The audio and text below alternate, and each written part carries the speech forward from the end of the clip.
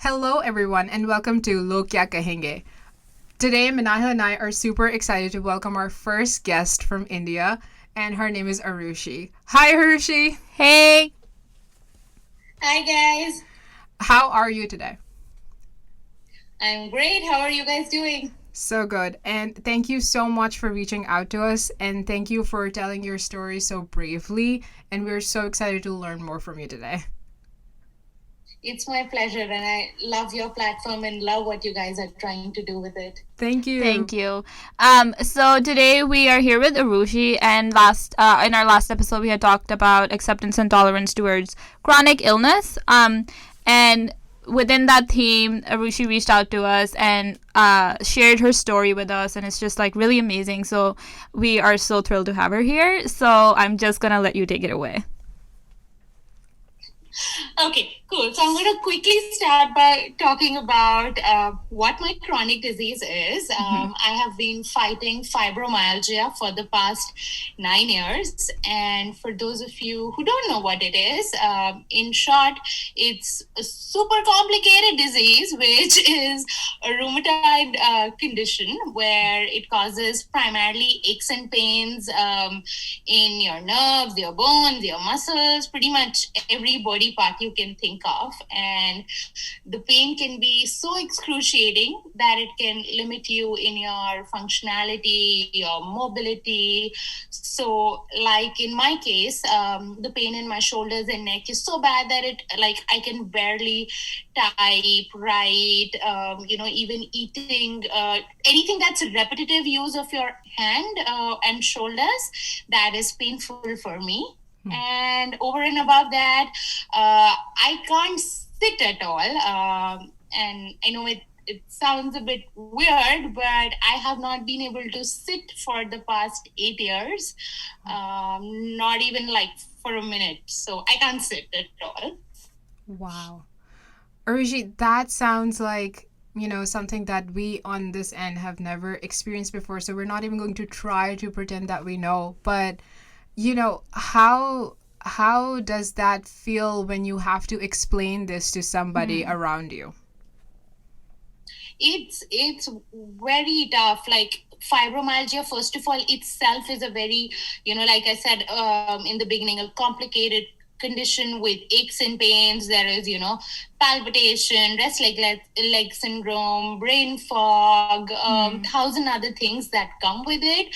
But having said that, within aches and pains also, I myself have, not seen too many people whose pain and is so extreme that it limits their functionality to that extent that they can't sit at all. Right. So it becomes very difficult for people to comprehend that, somebody can't even sit for a minute. Yeah. Yeah. That's crazy, right? Like I'm already thinking about I just started to like stand. Having sat for the entire year, I started to stand at my work, and I was sharing with Manahil how during my first week I was like, wow, like it's such a difference. Right. Just going from sitting to standing Yeah. and feeling it in your body. So is it safe to assume that having standing be the primary position that you have had to be for the past 8 years, do you get tired? And that's a very silly question, probably. Yeah, I mean, yeah. I do.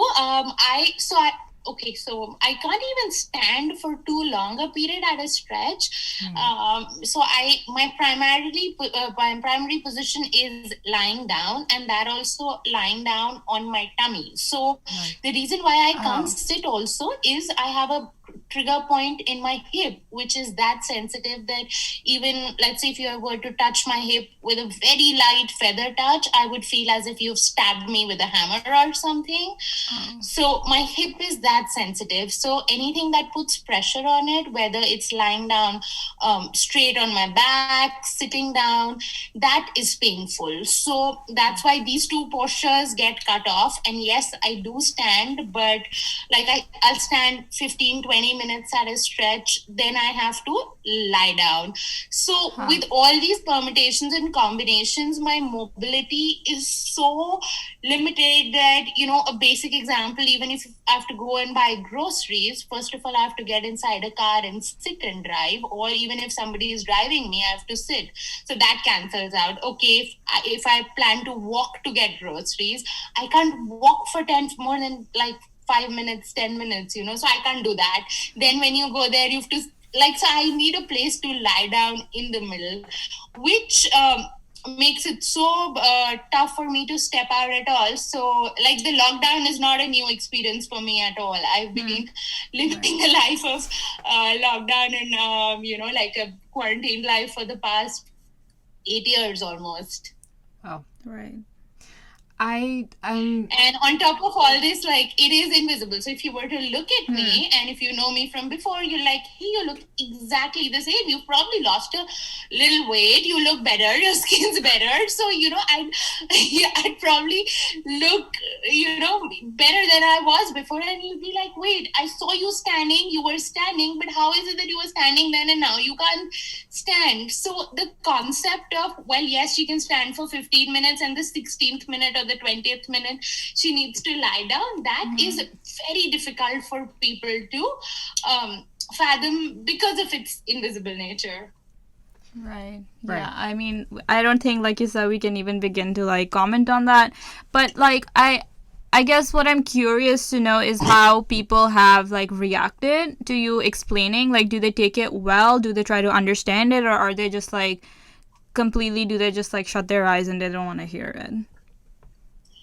So there are all kinds of people, but there would be a minority of people, and it should have been the other way around, but there are a minority of people who would actually take it seriously or do the effort to hear you out, or take 5 minutes to research it on Google. Like, we Google the smallest things these days. One new word you hear in a TV show or a different language, the first thing you do is you check it out, or who's the cast, who's the character.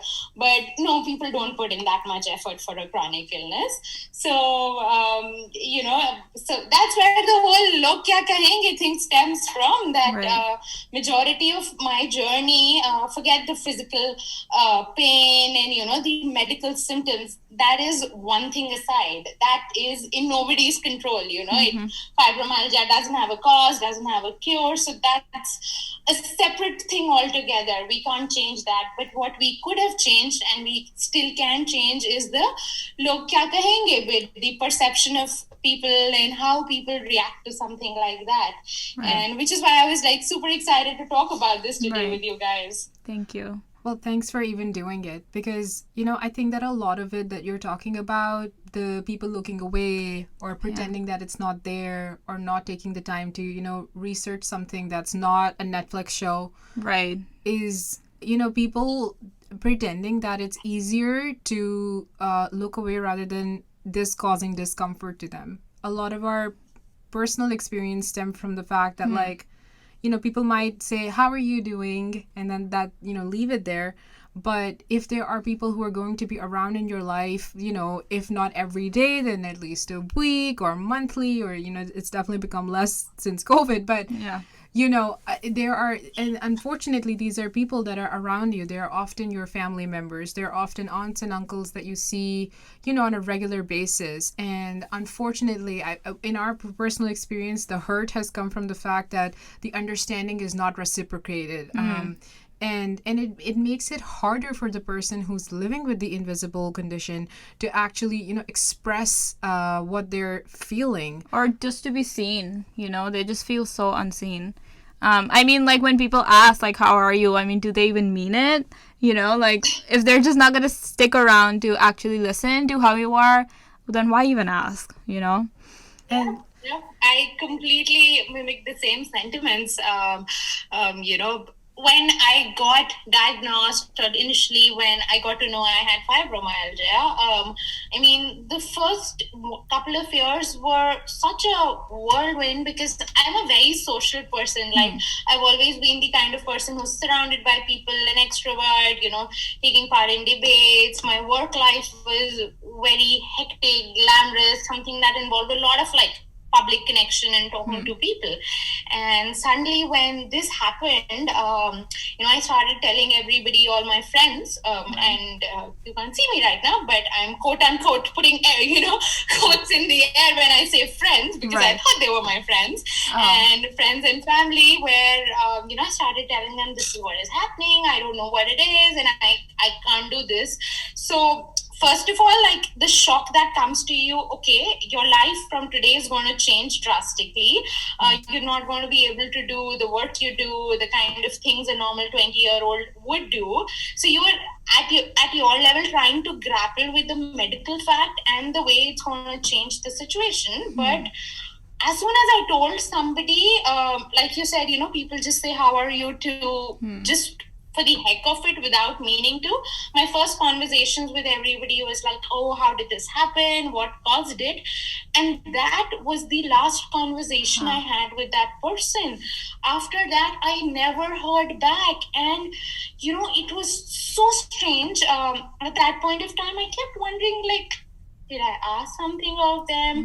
Am I asking them for financial help or emotional support? I'm just talking to them like I would, if I'm complaining about my boss being crappy at work or having a bad relation, the same thing I would, went out to my friend. That's exactly how I vented out that this is what has happened to me and going on in my life. But those were actually like the last conversations. And then I thought, okay, I anyway can't talk to many people, I can't go out as much. So for almost a year, I stopped telling people. So I would talk to them online on Facebook or Instagram, and I'd be like, hey, I can't catch up with you because I'm out of town. And I would be lying because I couldn't step out because of the pain. But I was so scared that if I would tell them I have fibromyalgia and I'm ill, they would stop talking to me, and I would lose this kind of the connection that I have online also. So for one whole year, I lied through my nose. I told everybody that I'm out of town, I'm working, I'm busy, and but I wanted to keep that little bit of human connection alive with people. Wow, Arushi, I'm speechless, and I'm definitely shocked, and I'm sorry that you had to go through that. Yeah. I'm so sorry. And I say it in the way that, like, we are human beings, and we need that connection. We need that reciprocation of like feelings and love or friendship. Right. And just like human interaction in general, I feel like that's one thing that this year has taught many people. So, if anything, that should make people more sensitive towards like chronic illnesses. Like if people with chronic illnesses cannot step out, and then you kind of make that connection that this entire year nobody has even been able to step out. So you would think that people would be more sensitive towards that. Yeah. Because not their experience. That's the one positive thing that's come out of, COVID. I keep telling people, for me, 2020 has been the best year, because a lot of people I know, now they are like, oh, now we get it, how it is being trapped in your house. Wow. And this is when, they are physically fit. They have their health. They can do 10 things at home. They're not stuck to a bed, but still they understand the kind of statements they would make. Oh, you're at home, you don't have to work, you can chill, watch Netflix all day.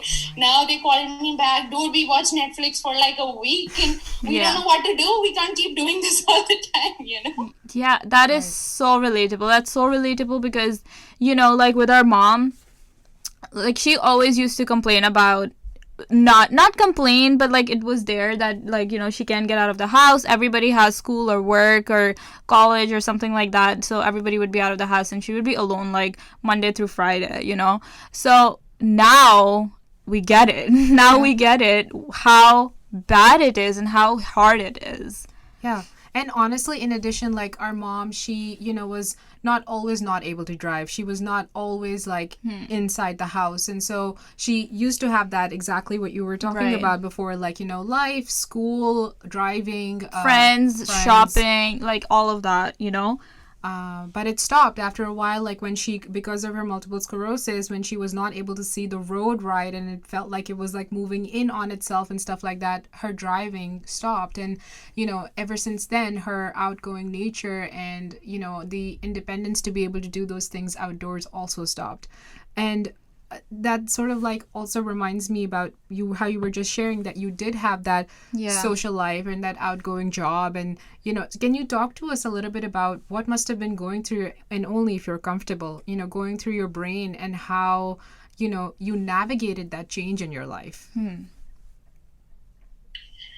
The first couple of years were really emotionally very lonely years, in terms of, I thankfully always was lucky that my parents, I have a younger brother, so they were always very supportive. I've never had a situation where I had to justify my illness to them. So I've been very lucky in that aspect. And I know of a lot of people with chronic illness who've had to fight that battle with their families also. So I consider myself immensely lucky that at least, I had that support always. Right.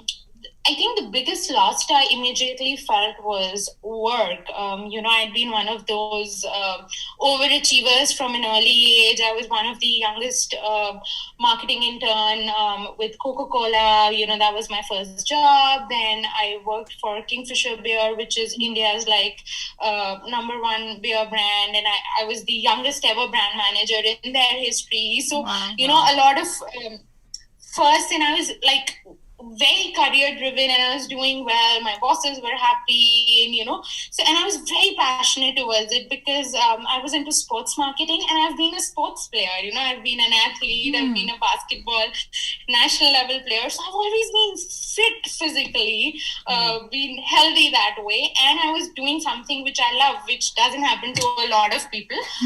But all that was going for me. So initially, just grappling with all that. Okay, these are things that I kind of took for granted, and they were going on well. Now, it's, these even basic things like, just when you want getting out, sitting in the car and driving somewhere, meeting a friend, all these basic things also have to be reconsidered. So one end I was grappling with all that, and on the added layer of when I talk about loneliness was when all this was happening and people were, just shying away from having more conversations, or I felt that, my friends were no longer there. You start doubting yourself. You were like, wait, is there something wrong with me?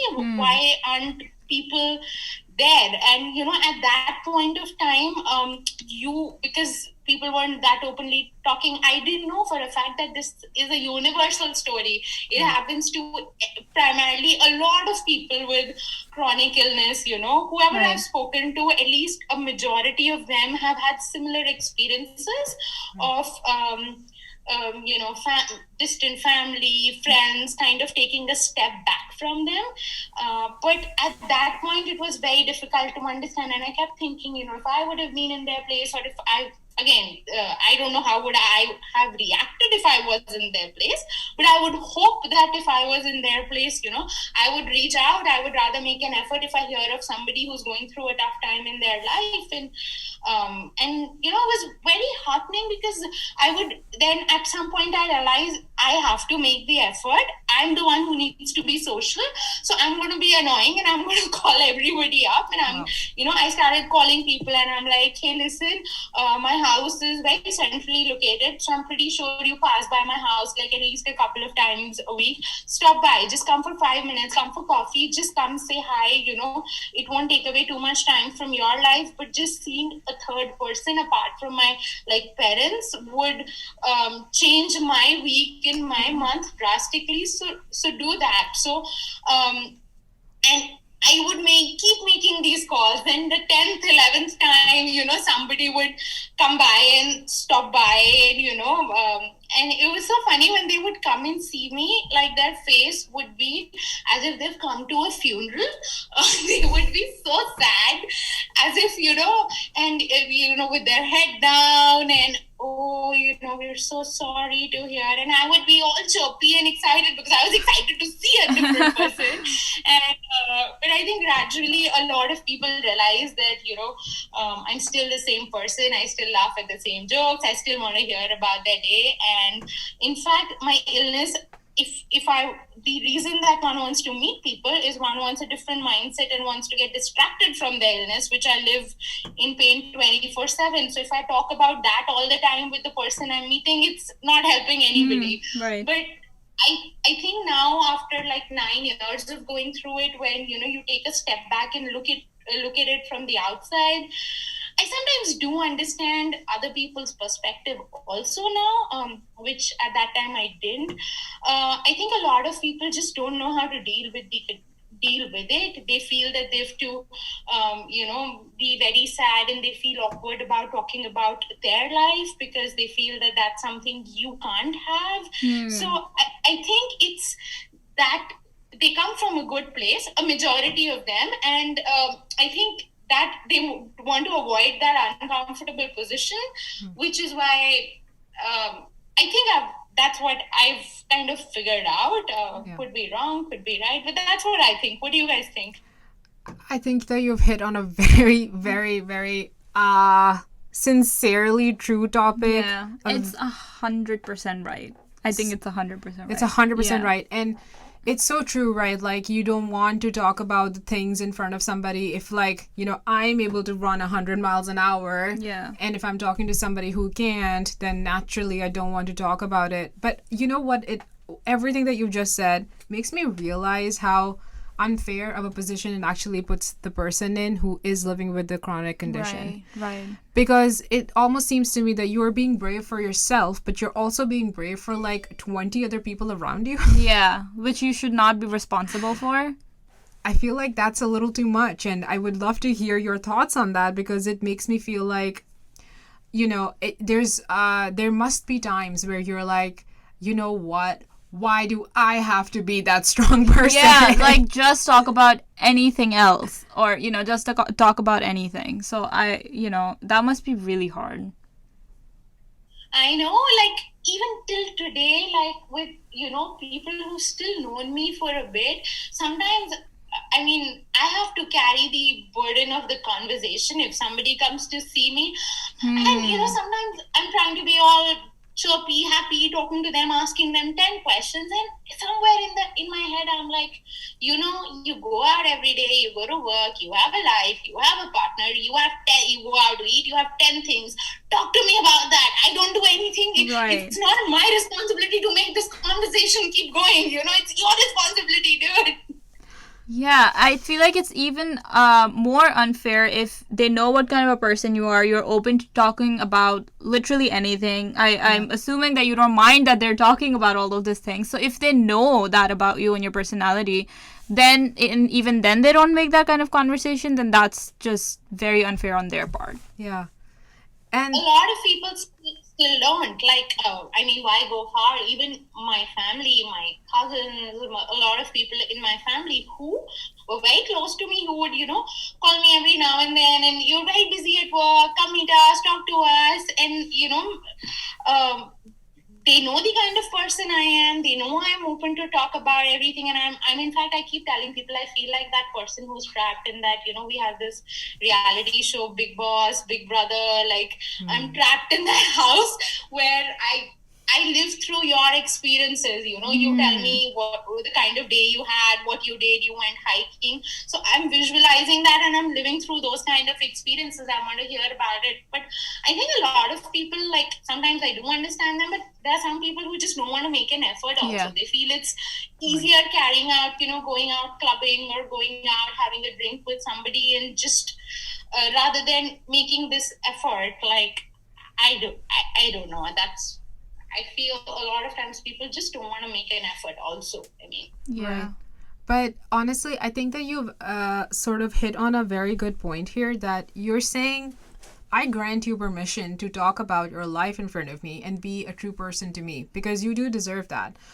One thing that we keep on talking about amongst ourselves is that everybody thinks that just because our mom has a condition that, like, makes her a certain way, which is, she needs to focus on herself first, and she has every single right to do that.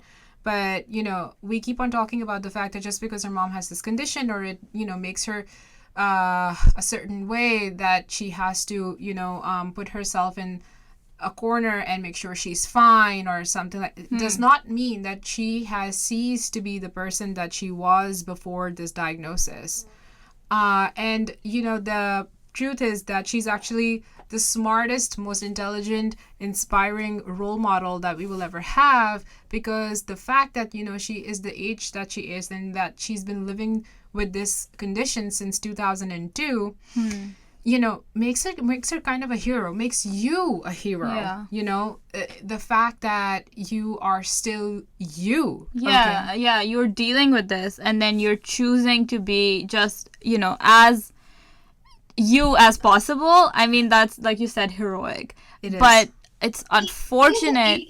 It's a tough job, and Yeah. kudos to your mom also to going through this for so long. You tend to forget the person you were. You have to remind yourself that I was that fun, spontaneous person, and with the physical limitations you have now, still keep that person alive in you is a tough task. I won't underplay it or downplay it, that no, it comes naturally. You have to work work at it a lot of times. I wouldn't have done what you said did like call somebody like 11 times to come and see you, because they passed by your house anyway, and you're inviting them and saying, just come take a look and just have coffee or something like that. I think by doing that, you've actually done quite a number of different things. First of all, not only have you granted permission to people and said, I invite you into my life regardless of the tough situation that I am living with on a day-to-day. I am inviting you to be part of my life and be true to yourself. So I'm not asking you to hide yourself. That's actually what I need. One. And number two, you've actually created awareness. You talked about their faces when they come and see you, as if they've come to, God forbid, somebody's funeral.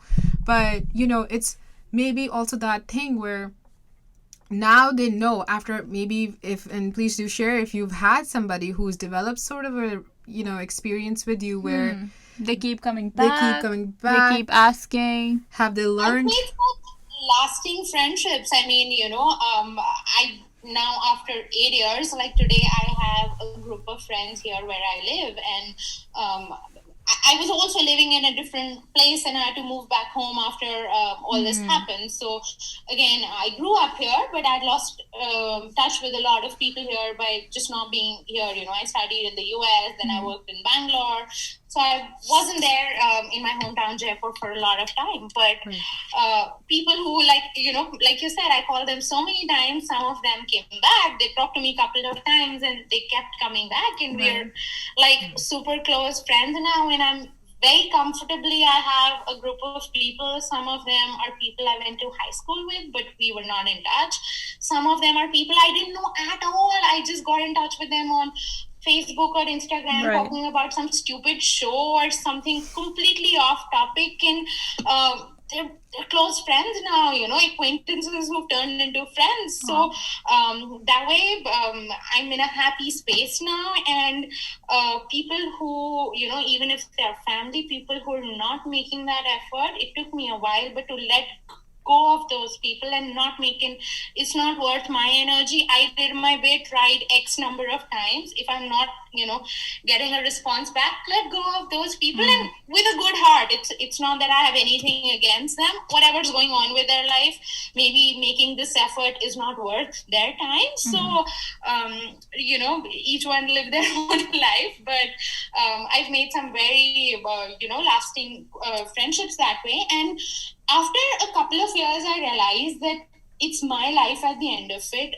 The pain I'm dealing through, the loneliness I'm going through. So, what people are saying, log kya kahenge, really doesn't matter. I have to take things into my hand, which is when I started making these calls. I was so shameless. Like me and my mom and dad would just get into the car. We got our car modified in a way that, the entire driver's seat and the back seat got combined into a big bench seat where I could lie down. And we would just go out. I've gone out to places and we would carry a folding bed in the boot of the car. And when I couldn't do long rides, I would lie down in the car. We would get off. We would go somewhere, do 10 minutes of silly grocery shopping at times. And I've actually put the bed, spread the bed on the footpath on the side, and I've lied down and relaxed there. People going by, staring, seeing, what's up with this girl. And I'm like, do hell with it. People who are commenting, who have something to say, they're not coming to me or taking care of my pain or anything. So let them be. I have gone in this condition and danced at people's weddings. It's a 1 minute dance, 1.5 minute dance, a slow dance. I said, I'll go there. Some people have been, like we spoke, some people have been very gracious, very understanding. Somebody who's wasn't even a close friend. They invited me to their wedding and they said, you come, we're going to make the arrangements. We have a bed for you. You come lie down. Whenever you can stand, join in for a bit, dance, have fun. On the other hand, I've also had friends who I've known growing up, their families know my families. They were getting married, invited me, and the person's mom made a comment like, but then it won't look nice if you come and lie down there, all the relatives, they'll find it weird. So maybe you come home and see us later, but don't come at the function. Oh my God. So I've had people say that to my face also. Oh my God. I don't understand how people can just say things like that to somebody without thinking that they're an actual person.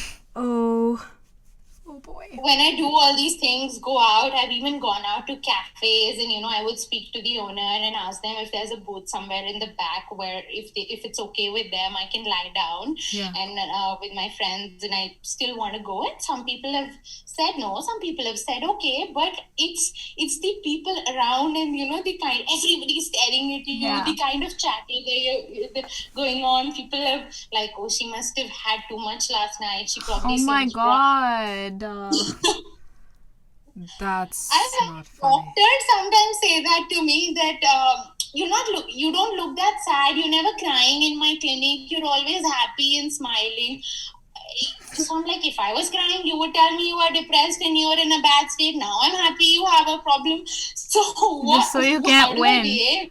Oh my God, so you can't win. Wow. And these are doctors. These are professional experts who've studied this for years, and they're supposed to understand what's going on with you. Awareness is not only low here in India, particularly among common people. I mean, doctors themselves know very little. I've had a doctor, like we could go on for hours if I start sharing my own doctor stories with you. I've had a doctor tell me, what is this fibromyalgia? I've never heard something like this. ये बाहर का बीमारी है, you studied in the US, ना वहाँ से लेके आए होगे, it's not an Indian disease. And I was like, I lived in the US. After that, I came back. I lived here for 4 years. I was fit and fine. I used to run marathons. It happened here, So the ignorance is to a different level at times. Oh my God. This is like another level of turning away from a problem. Like, you got it somehow when you came here to the US and you just got it. It's a chronic illness. I've had doctors say, this is a rich people's disease because you're well off. We've never heard of an old, or a poorer person getting this. I said, yeah, because that person doesn't have access to come to you. They're probably dealing with it, and struggling to find out what the kind of things you hear. Wow. Like, even for all my advocacy efforts, like for the past first 3-4 years of my journey were just understanding, grappling with it myself, coming to peace with it myself. After that, when I felt a little comfortable in my skin, I realized that, like I said before, like I have a family that supports me. Not a lot of people do, financially. I've had to be, I'm completely dependent on my parents now, but at least they can take care of my needs. And I never had to stop a treatment because we didn't have the finances or something. But there are a lot of people who go through all that along with the chronic illness. So I started my advocacy efforts and speaking up about it. And, my whole goal was if I can make people more aware of what fibromyalgia is and not have doctors or people question the diagnosis for a lot of people, at least remove that stigma. So I started openly talking about it on my Instagram. I started, writing blogs, writing articles, and the Times of India once covered me and they did a story on me about, how I still continue to work and stuff. And that day I was feeling like so good that okay, so fibromyalgia is in the newspaper and people, it's something which is recognized. But the kind of feedback my parents got was, it's good that she's written about all this, but she shouldn't have shared her picture with it. She's a girl at the end of it. She's a single girl. Oh my God. So the kind of stuff you hear, like whatever good you're trying to do, and people just like are on a different tangent. And I'm like, did they people even read the article? Did they just see the picture and get done there? And they probably haven't even bothered reading what it talked about. Oh my God. I don't.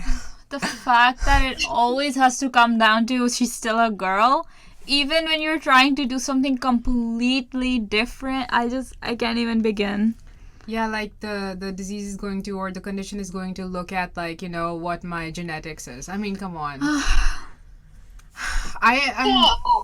one treatment option that a lot of Indian aunties also have is that Shadi Kiralo, get her married off, and she's going to be, fibromyalgia is going to go away. There have been my mom's friends who've tried to counsel her and convince her that get her married, she'll get busy with her new life and everything, and she'll forget about fibromyalgia. Oh my God, I wish everybody could see our face right now because it's just, oh my God. I need a minute. So marriage is the new treatment. Oh God. Oh my God. Oh my I mean, God. I recently met somebody on Instagram and she told me her story. She doesn't have fibromyalgia, but she has a chronic pain disease. And her parents, like my parents, have got such, advices from people. And her parents actually want to get her married off. And her parents have been telling her that don't tell your would-be husband or your would-be in-laws that you have XYZ ailment and pretend to be fit and fine for a month or so, and everything will sort itself out there. Just pretend. Imagine the kind of mental pressure and trauma that person must be going through. I am in. Oh. This has opened my eyes to a whole new set of problems that, people have to deal with. Yeah. Oh my God. I am not even going to.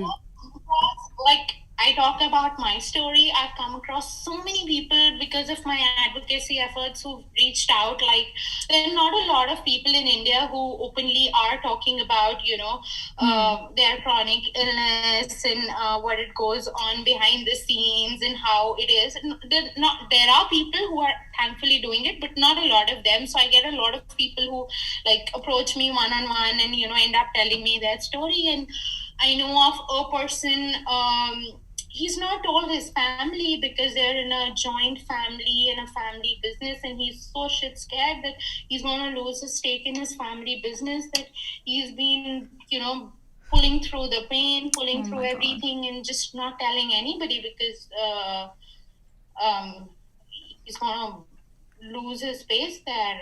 I know of a person who actually works in a media house and is a somewhat known person who would have a good audience and eyeballs, and that person wanted to do has a story on fibromyalgia and chronic illnesses like that. And I happened to ask that person that I'm just curious, like, whenever I've seen somebody who shows interest in an illness, like you guys are doing this, because your mom has a chronic disease and you've experienced it, what goes on. So always somebody who's doing something, related to a chronic illness, either them or somebody in their family has had something. So Right. I was just curiously asking, like, somebody in your family has gone through similar, and that person ended up telling me that I myself have fibromyalgia. Wow. But so I was like, why are you asking me to speak out and do an article with you guys? You should be the person speaking out, because they're like, my audience, my reach is X and yours is 10X. So many. If you openly talk about having fibromyalgia, more people would hear. And that person said, I can't, because I'm going to lose my job, I'm going to lose my position at work, so I just can't come out in the open about it. And all these stories just it just like threw me in a spiral, that there's so many people still who have this whole, imagine the kind of stigma and the pressure society puts on them, that they're just not able to even admit to the fact that they are going through all this. No matter what their name is. Yeah. I'm actually very surprised, honestly. Yeah, and so sad because, the chronic illness is something you have to deal with, but then the mental and emotional, stuff that you have to deal with is a whole other thing. Yeah. On top of that. Yeah. Thank you so much for sharing these examples. And I want to, definitely ask you, are your advocacy efforts under your own name, or have you, created another name for it, just in case like our listeners also want to reach out to you? So I started off doing a lot of my advocacy efforts on Instagram and Facebook. I started writing poetry. I write poetry around chronic illness in a way to create awareness. I also put stories and small blog posts, because I can't type out too much, and videos around, the day-to-day hardships that somebody like me living with a chronic illness has. Now I am also in the process of starting my own NGO by the name of India Fibromyalgia Foundation. I kept waiting, and I kept telling a lot of people that, you have the resources, you have the contacts, you have the eyeballs to do things. And I kept telling a lot of people that, what I speak goes to only X people, amplify it, and you should talk about it. But a lot of them weren't doing it. And I realized, I shouldn't be looking at somebody else to do it. Even if I can do it in a smaller way than somebody else, I should do it. So I've started my own NGO. My whole aim is also to educate medical professionals here in India about fibromyalgia. One. Secondly, create awareness among the general population about fibromyalgia. And third is a big thing. I hope to do it in the long run. It's in very nascent stages, but provide some kind of a platform where people with any kind of a chronic illness or disability can find gainful employment. Because I've struggled a lot with finding work with fibromyalgia. I've lost a lot of projects. People come to me, I'm a marketing and branding strategist, and I've worked with some of the bigger brands, Coca-Cola, ESPN, Kingfisher Beer. So they come to me with projects, but when they find out what I'm, and I'm very upfront about that, I can't do physical meetings, I can't do this, I can't do X things, but I can do these things. I've seen a lot of projects go away, and people have this whole perception that just because she's ill, she'd probably not be able to do it. I've lost projects because I couldn't take physical meetings. COVID has helped in that way. People are getting used to the remote working lifestyle. So COVID's been, like I keep saying, it's been a boon for me that way. I picked up a lot of work with US companies because they were a bit more flexible and understood. But no, I still struggle to get part-time freelance work in India where I can work remotely, and I know a lot of other people do. So I want a platform where people can at least, get some kind of a gainful employment, even if it's like smaller projects or something like that. Love it. So amazing. We are 100% behind you about any of this, and of course we'll love to, keep hearing about your progress and your success, because this is so needed. And especially in countries like ours, like where our origins are from, Pakistan. And I can assure you that, uh, in general, we are in some piece or the other, we are also very, very, very, very behind in conversations and sharing, or even, allowing people to be more accepting towards ourselves and like others. I mean, forget about it. You are discarded in society if you even have a disability. Yeah. God forgot. Like the word is dirty, and so it's terrible. Yeah. And, let alone a girl, a woman with disability. Yeah. That disabled is considered a bad word, for Yes. some reason. right. Like, because fibromyalgia is an invisible disability. A lot of Right. people don't call it a disability. They refer to it as a condition. Yes. So I remember once I was, featured in something which said some South Asian disabled accounts to follow, and a lot of people wrote to me, why are they calling you disabled? We don't, you're not disabled. I'm like, no, I am disabled. I can't do a lot of things which, a common person is able to do. But the whole connotation behind it being a bad word was, it was appalling. So I completely hear what you're saying, yeah. It's unfortunate, but true. Yeah, yes, exactly. And I honestly think, and I would love to, hear from you about, and you did talk about this actually, that you are inviting people in your life to start conversations with you, to learn from you, to hear, to allow them to talk about their, quote unquote normal lives, with you, because in the end you want them to be true around you, right? So this actually extends to how you're saying employment opportunities, or your ability to be able to have a folding bed in your car and lay it out on the sidewalk if you feel like you're in pain. Like, I know for a fact that, like, when we make road trip plans, or like extended travel plans, there are definitely accommodations that we have to make for our mom to make sure that she is not overtired or overworked.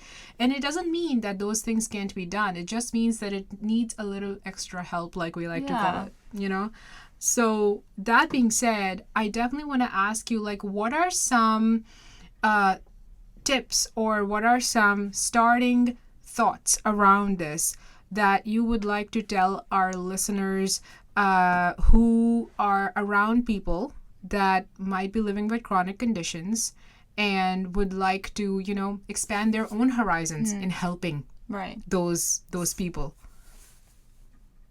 I think a couple of things. I mean, the easiest thing would be just ask, a lot of us are very open to these conversations. In fact,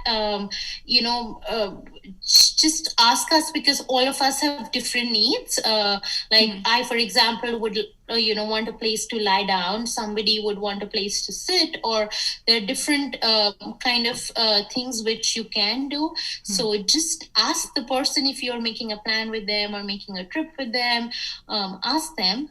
Secondly, I would say, people should, a lot of times we, like when fixing the time with you guys, I said, I can fix the date, but with the time I probably need a little bit of flexibility, because I don't know how my next hour or that day would be when I would get my day started.